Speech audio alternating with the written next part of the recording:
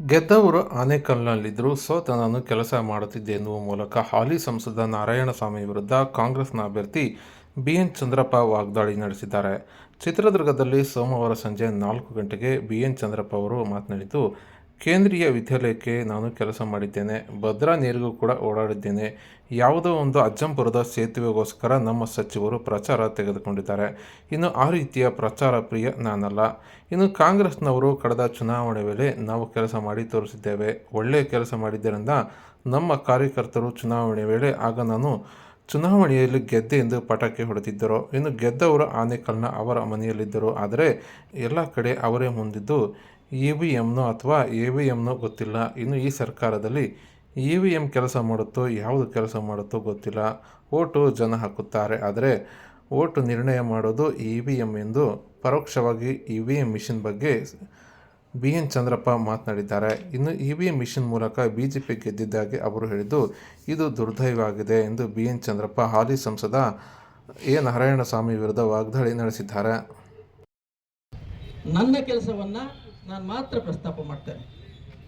ಕೇಂದ್ರೀಯ ವಿದ್ಯಾಲಯ ಮತ್ತು ಈ ಇದು ಮೆಡಿಕಲ್ ಕಾಲೇಜು, ಕೇಂದ್ರೀಯ ವಿದ್ಯಾಲಯ 1 ತಿಂಗಳು ಲೇಟ್ ಆಗಿದ್ರೆ ಅವತ್ತು ಕೇಂದ್ರೀಯ ವಿದ್ಯಾಲಯ ಶಾಂಕ್ಷನ್ ಆಗೋದು. ಅಷ್ಟು ಕಡೆ ಹೋಗಿದ್ದೆ, ನಾನು ಫಾಲೋ ಅಪ್ ಮಾಡ್ತಿದ್ದೆ. ನಾನು, ನನ್ನ ದಿವಂಗತ ದ್ರೋಣಾರಾಯಣು, ಮುದ್ದನ್ಮೇಗೌಡರು, DK ಸುರೇಶ್ ಅವರು, ನಾವೆಲ್ಲ ಒಂದು ಬ್ಯಾಚ್ ಒಟ್ಟಿಗೆ ಹೋಗ್ತಿದ್ವಿ ಕೆಲಸಕ್ಕೆ.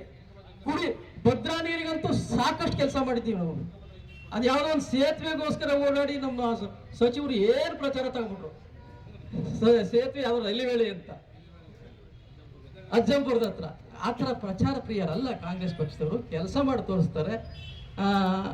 ಆ ರೀತಿಯಾಗಿ ನಾವು ಸಾಕಷ್ಟು ಕೆಲಸ ಮಾಡಿದ ಪರಿಣಾಮಕಾರಿಯಾದ ಕೆಲಸ ಮಾಡಿದ್ದಕ್ಕೋಸ್ಕರ ಆವತ್ತು ನಾನು ಚುನಾವಣೆಯಲ್ಲಿ ಗೆದ್ದೇ ಹೋದೆ ಅಂತ ನಮ್ಮವರೆಲ್ಲ ಪಟಾಕಿ ತಂದಿಟ್ಕೊಂಡಿದ್ರು.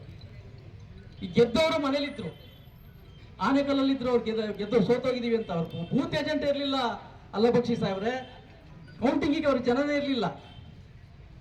ಆದರೆ 12 ಗಂಟೆ ಮೇಲೆ ನೋಡಿದ್ರೆ ಎಲ್ಲ ಬೂತಲ್ಲೂ ಅವರೇ ಮುನ್ನಡೆ. ಅದೇನು EVM ಏನು ಗೊತ್ತಿಲ್ಲ, ಸರ್ಪ್ರೈಸ್.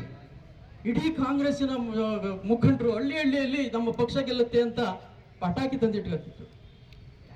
ಈ ಸರ್ಕಾರದಲ್ಲಿ EVM ಕೆಲಸ ಮಾಡುತ್ತೋ ಯಾವ್ದು ಕೆಲಸ ಮಾಡುತ್ತೋ, ಓಟು ಜನತೆ ಹಾಕ್ತಾರೆ, ಆದರೆ ನಿರ್ಣಯವನ್ನ EVM ಮಾಡುತ್ತೆ. ಇದು ದುರ್ದೈವ. ಆವಾಗ ಸೋತೆ ನಾನು. ಸೋತ್ರು ಸಹ ನಾನು ಗೆದ್ದಾವಾಗ 4.5 ಲಕ್ಷ ಮತ ಬಂದಿತ್ತು, ಸೋತಾಗ 5.5 ಲಕ್ಷ ಮತ ಬಂತು. ನನಗೆ ಆಂಟಿ ಇನ್ಕಂಬೆನ್ಸ್ ಕೆಲಸ ಮಾಡಲಿಲ್ಲ. ಯಾವಾಗಲೂ ಗೆದ್ದವನಿಗೆ ಆಂಟಿ ಇನ್ಕಂಬೆನ್ಸ್ ಇರುತ್ತೆ. 1 ಲಕ್ಷ ಮತವನ್ನು ಮತ್ತೆ ಹೆಚ್ಚು ಕೊಟ್ಟಿದ್ದಾರೆ ಈ ಕ್ಷೇತ್ರದ ಜನ. ಸೋತಿರಬಹುದು, ನಾವು ತಾಂತ್ರಿಕವಾಗಿ ಸೋತಿದ್ದೇವೆ, ಆದರೆ ಸೋತಿಲ್ಲ ನಾವು. ಆದರೂ ಸೋತರೂ ಸಹ ನಮ್ಮ ಜಿಲ್ಲೆಯ ಕಾರ್ಯಕರ್ತರ ಒಂದು ಆಸೆಗಣ್ಣಿನ ನೋಟ ಇದೆಯಲ್ಲ, ಅದನ್ನು ನಾನು ಸೋಲಕ್ಕೆ ಬಿಡಲಿಲ್ಲ. ಸತತವಾಗಿ